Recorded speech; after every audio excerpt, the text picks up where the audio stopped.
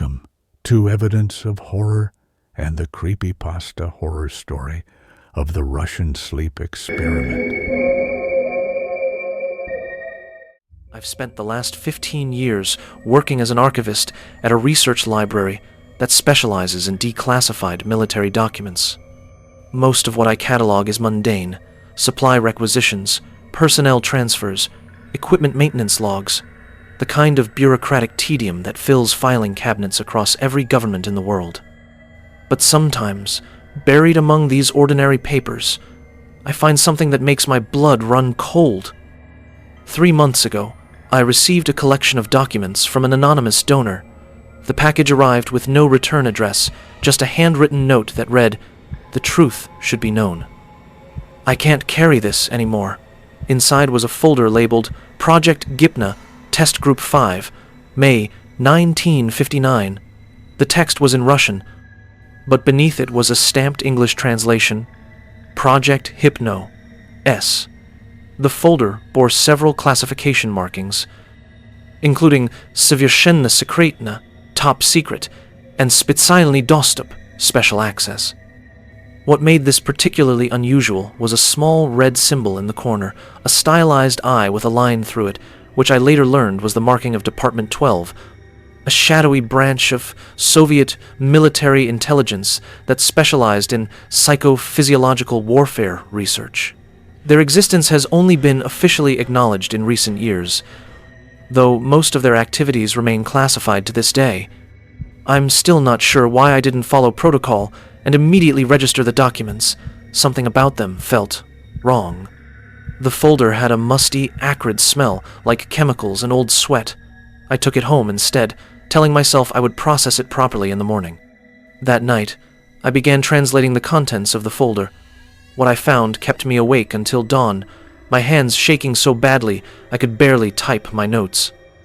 I'm sharing this now because I haven't slept well since, and I need someone else to know. Whether you believe this is true or not, I need to unburden myself of what I've learned. I should mention that I have advanced degrees in both Soviet history and biochemistry, which is why I was hired for this specialized archivist position. My expertise allowed me to understand both the historical context and the scientific implications of what I was reading, and what I found in these documents defied everything I thought I knew about both fields. The documents detailed an experiment conducted by Soviet researchers at a classified facility known as Site 12, located 27 kilometers outside Kyiv in 1959. According to the background briefing, this research was part of a larger Cold War initiative called Project Awakening that sought to create the perfect soldier, one who would never need sleep. The research was conducted under the direct authority of the GRU's 3rd Directorate, which specialized in developing unconventional warfare capabilities. The official purpose was to test a new stimulant compound designated as Compound K-76, designed to keep soldiers awake and alert for extended combat operations. The compound was derived from a combination of amphetamine variants, experimental adrenal extracts, and a previously unknown fungal alkaloid discovered in Siberian cave systems. According to the chemical analysis sheets included in the file, the compound was delivered as an aerosol gas that would be continuously absorbed through the respiratory system and skin. 5 political prisoners were selected as test subjects, all men between 25 to 40 years old who had been convicted of anti-Soviet activities. The files contained brief dossiers on each. Subject 1. Mikhail Antonov, age 38, former university professor of philosophy, arrested for possessing banned Western literature. Subject 2. Dmitry Koslov, age 27, journalist, arrested for spreading anti-Soviet propaganda. Subject 3. Alexei Padorin, age 35, engineer, suspected of sabotage at a military manufacturing plant. Subject 4. Nikolai Zhukov, age 40, physician, accused of intentionally misdiagnosing party officials. Subject 5. Grigory Leonov, age 29, army deserter captured trying to cross the Finnish border. All 5 subjects had been subjected to extensive psychological evaluation and were deemed mentally sound, though the documents noted that all had shown exceptional psychological resilience during previous interrogations, which likely explained their selection. The experimental chamber was a sealed room approximately 15 x 15 feet with 8-inch thick reinforced concrete walls. 2 observation windows made of 3-inch thick ballistic glass were installed, along with an array of 16 microphones to monitor the subjects. The room contained 5 beds, a shared bathroom with stainless steel fixtures, a selection of state-approved books, notably no religious or political texts, and enough food and water to last 2 weeks. The air was infused with the experimental gas mixture along with oxygen, delivered through a sophisticated filtration system that could not be accessed from inside the chamber. The subjects were told that if they could remain awake for 30 days, they would be pardoned and released. According to the lead researcher's notes, they all immediately agreed to participate, given the alternative was continued imprisonment or possible execution. What they weren't told was that the experiment had already been attempted on 4 previous subject groups, none of which had survived past day 19. The experiment began on May 4, 1959. The researchers established a detailed monitoring protocol, with 4 observers working in 6-hour shifts to ensure 24-hour surveillance. Vital signs were measured remotely through sensors embedded in the subjects' mattresses, and blood samples were taken daily through an automated medical port in the chamber wall that allowed for needles to be inserted without breaking the seal. The documents included tables meticulously tracking heart rate, blood pressure, body temperature, pupillary response, and blood composition for each subject throughout the experiment. I was struck by how detailed and methodical the record-keeping was. The first 5 days proceeded as expected according to the data. The subjects talked to each other, and the researchers read books and generally behaved normally, though by day 3 they increasingly complained about headaches, irritability, and slight audio-visual hallucinations, all typical signs of sleep deprivation. Blood samples showed elevated levels of cortisol, adrenaline, and an unidentified protein marker labeled P-7 in the notes. By day 6, clear paranoia began to set in. The subjects' conversations, transcribed in detail, show a mounting conviction that the researchers were manipulating them in ways beyond the stated experiment. Subject 4, the physician, was recorded telling the others, "They're not measuring our ability to stay awake. They're measuring what happens when we start to see." When asked what he meant, Subject 4 refused to elaborate, but began examining the corners of the ceiling, where he claimed to see movement in the shadows. By day 7, blood samples showed alarming abnormalities. White blood cell counts had doubled in all subjects, and the mysterious P-7 protein levels had increased by 300%. Core body temperature had risen to an average of 39.7 degrees Celsius, 1035 degree Fahrenheit, which should have caused extreme discomfort, yet none of the subjects complained of feeling feverish. By day 8, they had stopped talking to the researchers entirely and had covered the observation windows with torn pages from the books. The only way for researchers to monitor them was through the microphones and a single camera mounted in a corner of the ceiling. However, even this visual feed was compromised when Subject 3 was observed standing on Subject 1's shoulders to reach the camera and smear its lens with what appeared to be food. Though partially obscured, the camera remained functional enough to discern basic movements and positions. What follows is a direct translation from the lead researcher's notes, dated May 13, 1959, day 9 of the experiment. Subject 3 has been screaming for 3 hours straight.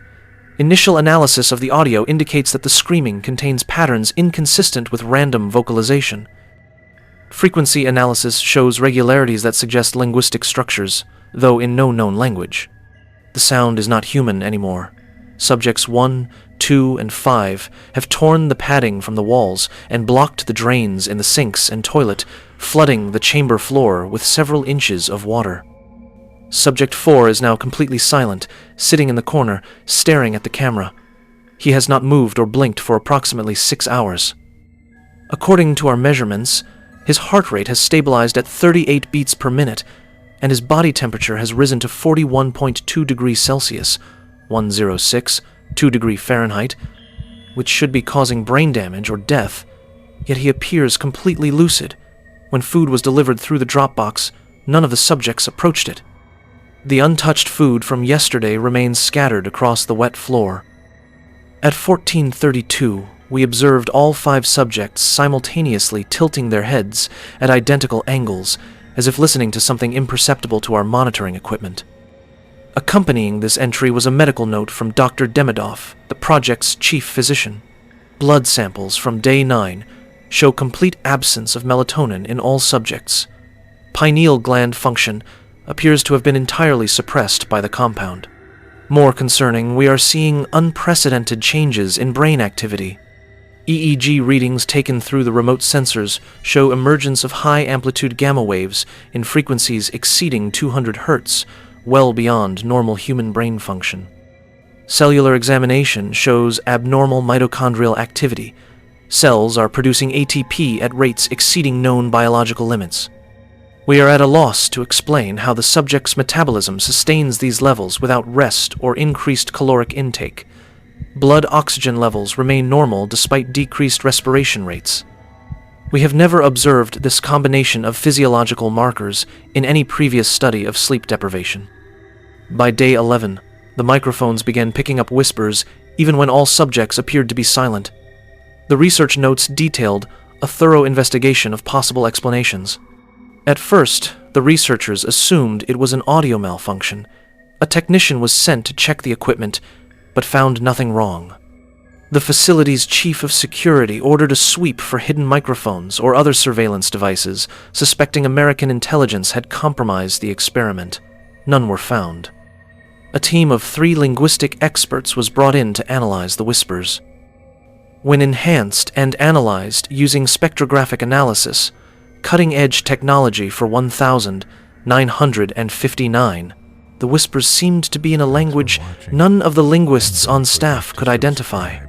The head linguist, Dr. Sokolov, noted in his report, "The phonemic structure defies classification within any known language family. The utterances contain sounds that should be physically impossible for human vocal cords to produce. Of particular concern are the sub-bass frequencies detected at 12 to 14 Hz, well below the range of human speech, but clearly structured in patterns suggesting intentional communication." The report included a disturbing note that all 3 linguists complained of severe migraines after listening to the enhanced audio for extended periods, and one suffered a seizure that required medical intervention. The report for day 12 was more detailed than I expected, containing both clinical observations and increasingly alarmed personal notes. 7:22, subject the 2nd of December eased, self-inflicted wounds to throat using fingernails. Depth of lacerations indicates he continued clawing well after severing major blood vessels. Time elapsed from initial self-harm to cessation of vital signs, approximately 4 minutes. Remaining subjects did not react to the death. No change in facial expressions or vital signs was detected in subjects 1, 3, 4, or 5, despite the violent nature of subject 2's actions. 11:40. Subject 4 continues to stare at the camera without blinking. Infrared thermal imaging confirms corneal drying that should be causing extreme pain, yet subject shows no discomfort. Pupillary response tests using light pulses through observation window show no reaction. 13:15. Subjects 1, 3, and 5 have begun to perform synchronized movements at irregular intervals, despite being in different parts of the chamber. Movements appear ritualistic in nature, involving precise geometric patterns traced with their arms. When mapped and analyzed, these movements create complex mathematical relationships. Project mathematician Dr. Ivanov has identified these as representing higher dimensional geometric structures impossible to visualize in 3-dimensional space. 16:30. Against established protocol, Project Director Kuznetsov authorized an increase in gas concentration by 15%, hoping to accelerate results. This decision was made over my strenuous objections. I have noted my protest in the official record. 1945. All subjects have begun self-mutilation, primarily focusing on removing fingernails and small patches of skin. Unlike Subject 2's violent self-destruction, these actions appear methodical and deliberate. Subject 3 was observed using a removed fingernail to carve precise symbols into his forearm that match no known writing system. 2310 Personal Note. I am becoming increasingly convinced we have opened a door that should have remained closed. The subjects no longer appear to be suffering from sleep deprivation in any conventional sense. Whatever state they have entered, it is something else entirely. I have requested armed guards be stationed outside the chamber at all times. Dr. Petrov. I found a transcript of an emergency meeting held on day 14. The facility director had called in military officials to decide whether to terminate the experiment. The transcript was nearly 30 pages long, with participants including Project Director Kuznetsov, lead scientist Dr. Petrov, military oversight officer Colonel Baranov, and a mysterious participant identified only as Observer, whose comments were partially redacted. The document revealed deep divisions among the research team. Dr. Petrov advocated for immediate termination, citing unprecedented and potentially catastrophic psychological and physiological changes in the subjects. In contrast, Project Director Kuznetsov argued vehemently against termination, claiming they were witnessing an unprecedented transformation of human consciousness that could revolutionize military capability. The transcript included this chilling exchange. Colonel Baranov, your report indicates Subject 4 has not moved or appeared to blink for over 72 hours. This is physiologically impossible. Dr. Petrov, correct, Colonel. Furthermore, his core temperature has reached 43 degrees Celsius. By all medical understanding, his brain proteins should be denaturing. He should be dead. Kuznetsov, yet he is not only alive, but appears more aware than before. This demonstrates the success of the compound. Dr. Petrov, Director, with respect, I must disagree. The subjects are no longer responding to external stimuli in any recognizable human pattern. The compound has not enhanced human capability. It has transformed these men into something else. Observer, possibility that the compound has not created a new state, but rather removed natural barriers between consciousness and... Kuznetsov, precisely. The evolutionary advantages would be incalculable. Dr. Petrov, I feel compelled to note for the record that we have observed the subjects engaging in sustained vocalizations that our equipment cannot detect, but which appear to elicit responses from the others. They are communicating through means we cannot perceive. Observer, have you considered that they might not be communicating with each other? The room fell silent for approximately 20 seconds, according to the transcript notation. The decision was ultimately made to enter the chamber on the morning of day 15. The military contingent overruled Kuznetsov's objections, with Colonel Baranov citing national security priorities that supersede research objectives. The entry team was to consist of 4 armed guards and 2 medical personnel, with instructions to subdue the subjects and administer a sedative to allow for their safe removal and examination under controlled conditions. The files included detailed schematics for the entry operation, including backup contingencies and emergency protocols. What stands out most is the level of force authorized. The guards were equipped with not only tranquilizer guns, but also live ammunition and flamethrowers, suggesting the military officials understood more about the potential danger than they acknowledged in the meeting. What I'm about to share comes from both the official report and from handwritten notes I found tucked between the pages, notes that were clearly never meant to be included in the official documentation. These notes were written on the back of official forms, in margins, and on small scraps of paper, hurried observations by someone who seemed desperate to record what they were witnessing, regardless of protocol. At 0700 hours on May 19, day 15, a team of 4 armed guards and 2 medical personnel entered the chamber. The official report states simply that all test subjects were found deceased, and that significant biological contamination required the immediate sterilization of the test chamber. The report contains 3 pages of technical details about the sterilization procedure, decontamination protocols for the entry team, and disposal of remains, but almost nothing about what was actually found inside. But the hidden notes, along with a partially burned operations log and what appears to be an unauthorized audio transcript, tell a different story. Thanks for watching. When the team entered, And the don't chamber was forget dark, to subscribe the air thick with the stench and of check out our blood, other feces, categories and decay. for more horror content. Environmental readings taken at entry showed oxygen levels at 16.4%, below normal but survivable. Temperature at 38 degrees Celsius, 1004 degree Fahrenheit, and humidity at 93%. The floor was still flooded, the water tinted red, with an observed depth of approximately 3 centimeters. 3 of the subjects, 1, 3, and 5, were found sitting in identical cross-legged positions, forming a perfect equilateral triangle in the center of the room. The distance between them measured at exactly 1.618 meters, notably the golden ratio. Their eyes had been removed, apparently extracted with their own fingers, leaving empty, crusted sockets. Despite this, all 3 heads tracked the movements of the entry team with unsettling precision. Thermal imaging showed that their body temperatures had synchronized at exactly 42.7 degrees Celsius, 1089 degree Fahrenheit. Subject 2's body was where it had been reported, slumped against the wall, throat torn open. But the hidden notes indicated that significant portions of soft tissue were missing from the corpse. The medical examiner's unofficial notes observed that the missing tissue appeared to have been removed with surgical precision despite the absence of instruments, primarily focusing on endocrine tissue. The thyroid, adrenal glands, and pituitary had been completely excised.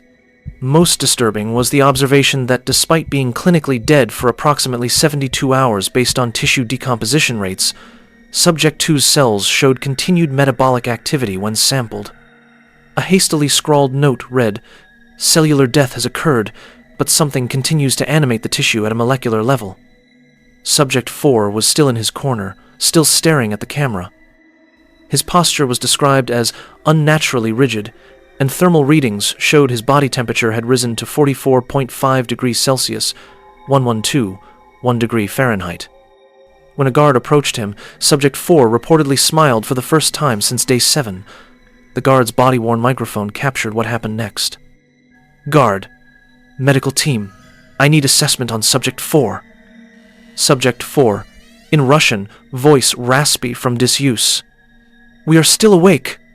Guard. Subject is conscious and verbal. Subject 4. We see more now, without sleep, without eyes. At this point, according to the notes, Subjects 1, 3, and 5 began speaking in unison, despite their vocal cords having been severely damaged from previous screaming. The acoustics specialist noted that the vocal synchronization was perfect to the millisecond, which should be impossible without mechanical assistance. Subjects 1, 3, 5, in unison. "Do not wake us up. Please, do not wake us." The notes included an observation from Dr. Kuznetsov, who was monitoring remotely. Subjects appear to be operating as a single networked consciousness, despite having no obvious means of communication. This suggests a form of extrasensory perception or quantum neural entanglement previously undocumented in scientific literature. The medical officer, Dr. Yakov Barsky, approached Subject 4 to check his vitals. The notes, corroborated by the audio transcript, describe what happened next in clinical detail. 7 hours, 14 minutes, and 32 seconds, Dr. Barsky approaches Subject 4 with medical scanner. Subject 4's pupils dilate to 9 millimeters, despite the bright lights now illuminating the chamber.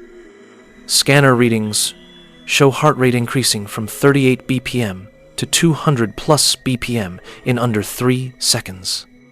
7 hours, 14 minutes, and 45 seconds, Subject 4 moved with impossible speed, estimated at 4 to 5 times normal human capability based on frame-by-frame analysis, seizing Dr. Barsky's arm. Guard Petrov fired 2 rounds into Subject 4's chest, confirmed hits to the upper right thoracic cavity. No reaction from Subject 4 was observed. No blood was visible from the entry wounds. 7 hours, 14 minutes, and 52 seconds, Subject 4 proceeded to tear into Dr. Barsky's forearm with his teeth, severing the radial artery. Analysis of dental impressions in recovered photography indicates abnormal tooth structure. Incisors and canines had been sharpened, apparently using the ceramic floor tiles. 7 hours, 14 minutes, and 58 seconds. Simultaneously, subjects 1, 3, and 5 rushed the remaining team members, moving in what observers described as impossibly coordinated patterns that suggested a hive mind consciousness. Despite catastrophic injuries that should have rendered movement impossible, including fractured femurs and self-inflicted abdominal wounds exposing internal organs, all 3 attacked with extraordinary strength and coordination. 7 hours, 15 minutes, and 10 seconds, Guard Ivanov discharged entire magazine 12 rounds into Subject 3 at point-blank range.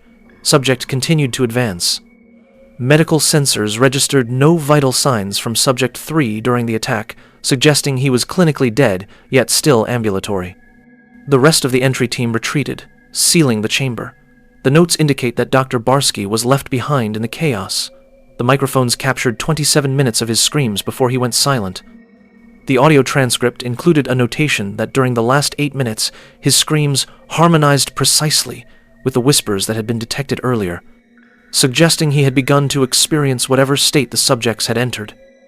The facility director ordered the chamber flooded with VX nerve gas 2 hours later, after attempts to communicate with Dr. Barsky failed. The authorization required approval from Moscow, and the documents include a telegrammed order signed by the head of the GRU himself, indicating how serious the situation had become. When a recovery team entered in hazmat gear, they found the bodies of all 4 remaining subjects, and Dr. Barsky arranged in a perfect pentagram, each missing various organs and significant portions of muscle tissue.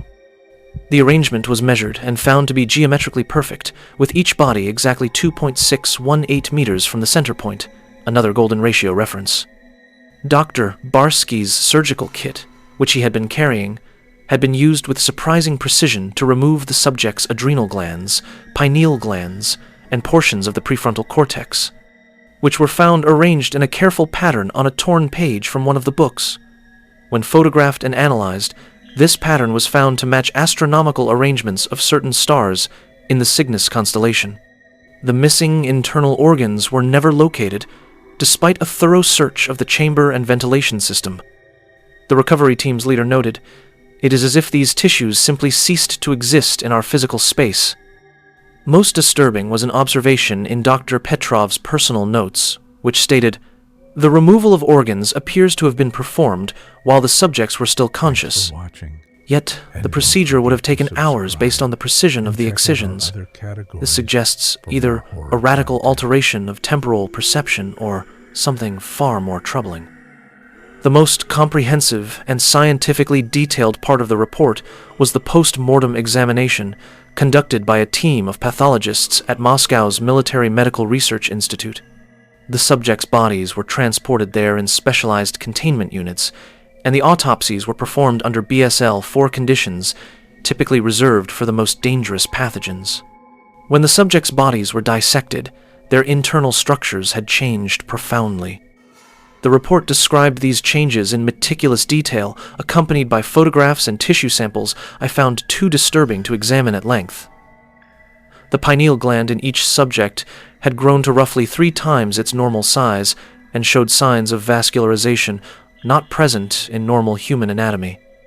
Under microscopic examination, the pineal tissue contained previously undocumented cell types with abnormal numbers of mitochondria. The blood chemistry had been radically altered, with oxygen carrying capacity increased by 300% through an unknown mechanism. Hemoglobin structure had been modified at a molecular level, showing geometric arrangements that one biochemist noted were mathematically perfect in ways that random mutation or known evolutionary processes cannot explain. The brain tissue showed evidence of significant rewiring, with novel neural pathways that the examining pathologist described as inconsistent with known human neuroanatomy. The corpus callosum had thickened by 40%, and entirely new commissural pathways had formed between brain regions that normally do not communicate directly. The cerebral cortex had developed additional folding patterns, effectively increasing surface area by 28% without increasing cranial volume, a physically impossible transformation according to the medical team. Most bizarrely, the subject's retinas showed modifications, allowing them to detect light in the ultraviolet and infrared spectrums, despite their eyes having been physically removed. This suggested that the modifications had occurred before the self-enucleation. Most alarmingly, cellular samples taken from the subject's brain tissue remained metabolically active for 156 hours after clinical death, despite no special preservation measures. The cells continued to consume oxygen and generate electrical activity in rhythmic patterns that mathematicians on the research team identified as encoding prime number sequences beyond what could be randomly generated. The handwritten notes ended with a desperate scrawl that appeared to have been written by Dr. Petrov. The compound didn't create the condition, it removed a natural barrier. Sleep is not a physical necessity, as we have believed. It is a protection mechanism, a biological firewall that evolved to shield consciousness from something that exists beyond normal perception. The test subjects didn't merely stay awake, they broke through into another state of awareness that humans are not meant to access. We must never attempt this again. The official recommendation at the end of the report, signed by all 7 members of the Oversight Committee, was to terminate the program immediately, destroy all samples of the gas, and seal all records related to Project Hypno-S permanently. The document ordered the facility to be decommissioned and the entire site encased in concrete. A handwritten addendum, which appeared to be added years later in different handwriting, and which I was able to date to approximately 1967 based on the ink composition, simply stated, U.S. Program Cultra Subproject 27 has acquired the formula through Operation Redigal. First synthesis successful. Preliminary testing has begun at Site 7 Delta. God help us all. This was followed by a second addendum, dated 1968. Test subjects at Site 7 Delta all terminated following identical patterns to Soviet experiment. All samples destroyed. 3 research staff have since committed suicide. 1 remains in permanent psychiatric care, diagnosed with treatment-resistant insomnia. He reports voices in the walls that speak only in numbers and angles. That's where the official documents ended. However, included among them were several news clippings, research papers, and medical case studies that appeared to have been collected by whoever assembled this file. These additional materials suggested a disturbing pattern. A 1,972 paper in the Journal of Sleep Research, documenting 3 cases of fatal familial insomnia, a rare prion disease where patients lose the ability to sleep and eventually die. The margin notes questioned whether these were actually failed attempts to replicate the experiment using more subtle methods. A 1,983 classified report on a sleep study conducted at Fort Detrick that was shut down after all participants developed acute psychiatric symptoms following administration of an experimental compound. The symptoms described matched those of the Soviet subjects in the early stages.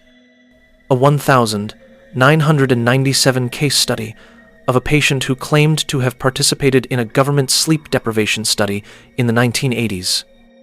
The patient suffered from severe PTSD, treatment-resistant insomnia, and reported entities that exist in the corners of rooms that only he could perceive. He committed suicide 3 weeks after his initial interview. Most recently, a 2018 research abstract from a private pharmaceutical company working on a novel wakefulness promoter that was withdrawn from publication with no explanation. The company ceased all operations 6 months later. I've spent weeks trying to find any reference to Subproject 27 in our archives, but if such records exist, they're not accessible to someone at my clearance level. I did, however, find an oblique reference to a discontinued sleep modification program in a declassified CIA budget document from 1971, with all further details redacted. After translating everything, I locked the original documents in my personal safe. The next morning, I went to the library to properly catalog them, but when I opened my safe, the folder was gone. In its place was a blank piece of paper with the same handwriting as the original note. Some truths are meant to stay buried. Forget what you've seen, for your own safety. I might have convinced myself it was an elaborate prank, if not for what's been happening since. The whispering I hear as I'm falling asleep, the growing sense that something is watching me when I close my eyes. The strange symbols I find myself drawing unconsciously when my mind wanders, symbols that I later realized match those carved by Subject 3 into his arm. I've been tracking my own physiological changes. My resting heart rate has dropped from 72 to 48 BPM. My body temperature has risen to a consistent 37.8 degrees Celsius, 100 degree Fahrenheit. I've started seeing colors differently. Blues are more vivid, while reds appear muted. And I've begun perceiving patterns in random noise, static on the television, rainfall against windows, the hum of air conditioning. All seem to contain structured information just beyond my comprehension. Last night, I woke at exactly 3:27 a.m. to find myself standing in my kitchen, holding a knife above my own eyes. I don't remember getting out of bed. The most terrifying part was that it felt entirely reasonable in that moment, as if removing my eyes would allow me to see more clearly. I've tried to stay awake since then. I'm on hour 47 now. The shadows in my peripheral vision are moving on their own, and somehow I feel more alert than I ever have before. The headache that plagued me for the first day has subsided into a kind of euphoric clarity. My thoughts flow with unprecedented speed and precision. I've solved complex mathematical problems that I previously couldn't comprehend. I can hear the whispers more clearly now. They're saying that sleep isn't natural, that consciousness has been deliberately limited, that our minds have evolved to filter out certain frequencies of reality for our own protection, that something is waiting on the other side of sleep, not a dream state, but a more fundamental layer of existence that our conscious minds were never meant to access. I've taken sleeping pills, but they don't work anymore. Nothing works. And part of me doesn't want to sleep ever again. Part of me wants to see what the subjects saw. Wants to complete the transformation. I've caught myself calculating how long it would take to reach the state the Soviet subjects achieved. I've started recording the whispers. When I play the recordings back, there's nothing there, just empty static. But when I run the static through spectral analysis software, patterns emerge. Fractal patterns that self-replicate across multiple frequency bands. Patterns that shouldn't exist in random noise. If you're reading this, and you haven't heard from me in a while, don't come looking. Just know that there are some questions science should never answer. Some doors that should remain closed. The Soviets weren't trying to create super soldiers who didn't need sleep. They were trying to break through the perceptual barriers that evolution built into our brains. And they succeeded. Because sometimes, when we think we're waking up, we're actually opening our eyes to something far worse than any nightmare. Something that has always been there, watching and waiting behind the veil of sleep. I think something followed those documents home with me, or perhaps it was always here, always present, but I couldn't perceive it until now. And now, I don't think it's going to let me sleep again. Wait, there's someone at my door. It's 4:13 a.m. Nobody should be... I can see a face through the peephole. It's not blinking. The eyes are wide, unmoving, just like Subject 4. And behind the figure, in the dimly lit hallway of my apartment building, I can see what looks like twisted geometries that shouldn't be possible in three-dimensional space. I have to go now.